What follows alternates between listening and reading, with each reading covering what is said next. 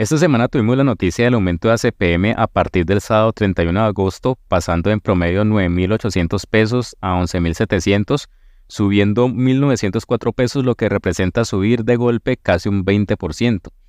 El principal propósito de este aumento es eliminar el subsidio a la ACPM, tal como se hizo con el de la gasolina. Recuerden que antes estaba cerca de 9.000 pesos y ahorita está cerca de 16.000.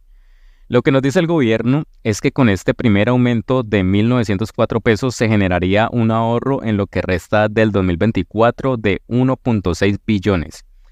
Y como claramente esto impacta los precios del transporte público, el transporte de carga, etcétera, se verían aumentos en los costos de las materias primas y diferentes productos terminados. Esto significa que tendría un impacto en la inflación.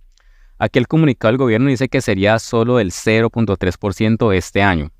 Ahora, pues este es el primer aumento, porque lo que ha dicho el gobierno es que van a aumentarse 6.000 pesos en total a la CPM de aquí a finales del 2025. Es decir, pues que el otro año también habría un impacto. Las justificaciones que da el gobierno son que el consumidor paga menos de la mitad de lo que cobra el refinador o el importador y el resto lo paga el gobierno mediante el Fondo de Estabilización de Precios de los Combustibles.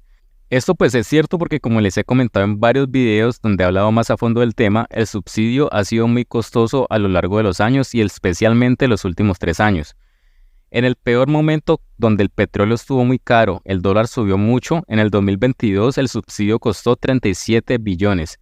Ya después de la bajada del petróleo, además que el dólar recuperó de la devaluación y además el aumento que se dio en la gasolina, para el 2024 este subsidio costaría 12 billones. Lo cual aún sigue siendo costoso.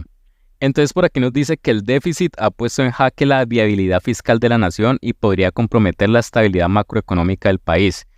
Bueno, quizás exagero un poquito, pero la realidad sí es que el presupuesto de la nación es limitado e inflexible y ante todo es muy bajito para la inversión, que representa menos del 20% del presupuesto, mientras que el funcionamiento del Estado representa más del 60% y la deuda, que ha venido aumentando bastante, va a ser más del 20% el próximo año.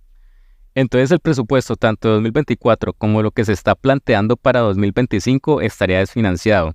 Por eso ya deben haber escuchado que se está planeando otra reforma tributaria para conseguir más recursos. Entonces pues esta situación de seguir pagando 12 billones en combustibles es algo que el gobierno no ve razonable. Ahí las dudas serían si en realidad se invertiría bien lo que se libere del subsidio. Otra razón que dan aquí es que el subsidio lo reciben las personas con más ingresos de la población. Esto pues es discutible porque ya sabemos que toda la población se beneficia de que los costos del transporte y por ende muchos productos no se incrementen mucho más. Saben que apenas hasta ahora se viene moderando un poco la inflación tan alta de los últimos años y aún así sigue siendo de las más altas del mundo. Otra razón que dan es que mantener subsidios a los combustibles fósiles es contrario a la política de transición energética y descarbonización. Esto puede ser cierto, pero por eso la importancia de que la transición energética no se acelere sin un plan adecuado. La transición debe hacerse a largo plazo y no cerrar la puerta de los combustibles fósiles cuando aún no hay otras alternativas que no solo sean viables técnicamente, sino que también sean viables financieramente para la población. Y listo, por aquí ponen unas gráficas mostrando que el precio de Colombia es bajito comparado con otros países y ese fue el comunicado. Entonces bueno, este es un tema complejo, pero que no es nuevo. De esto se viene hablando hace varios años. En el pasado, justamente por posiciones políticas, se criticó mucho el aumento de los precios cuando vio comenzar a hacerse, que era en el 2021, y ahora pues se cambiaron los papeles. Quienes antes se oponían a los aumentos ahora lo justifican y viceversa. Está gestándose por ahí un paro camionero que sería otro impulso para la inflación y seguramente pues el gobierno no va a querer dar reversa en el aumento o ceder mucho en este tema. Veremos qué pasa. Estamos hablando. Chao.